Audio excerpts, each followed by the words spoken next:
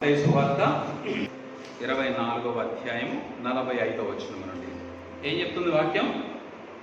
యజమానుడికి ఇద్దరు దాసులు కనపడుతున్నారు ఇక్కడ. ఒక దాసుడు ఎలా ఉన్నాడు? నమ్మకమైన వాడుగాను బుద్ధిమంతుడుగాను ఉన్నాడు. మరొక దాసుడు ఎలా ఉన్నాడు? దుష్టుడైనటువంటి దాసుడు. వీడు త్రాగుబోతును తిరుగుబోతునై ఉన్నాడు. అర్థమవుతుందా? మనమందరం ఎవరు? ఇప్పుడు దేవుడు మనల్ని భూమి మీద దాసులుగా మనల్ని పంపించాడు. మనమందరము దాసులము. దేవుని రాకడ ఎప్పుడు వస్తుందో మనకు తెలియదు. ఆయన రాకడ సమయానికట మనము కనిపెట్టుకొని ఆయన రాకడలో ఆయన వలన మనము మేలు పొందుకునేటువంటి దాసులుగా ఉండాలి.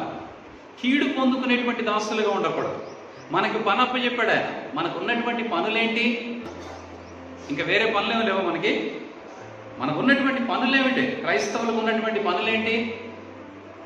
అయ్యా, అసలు ఎవరు ప్రార్థన గురించి చెప్పట్లేదు. క్రైస్తవులకు ఉన్న పని ఏంటి?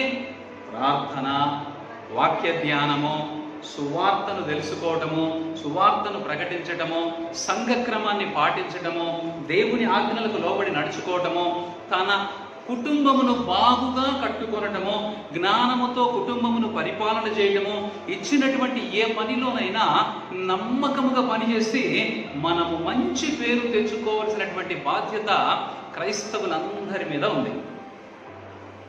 ఇప్పుడు మనము నమ్మకమైనటువంటి దాసులుగా ఉన్నామా? దుష్టుడైనటువంటి దాసులుగా ఉన్నామా?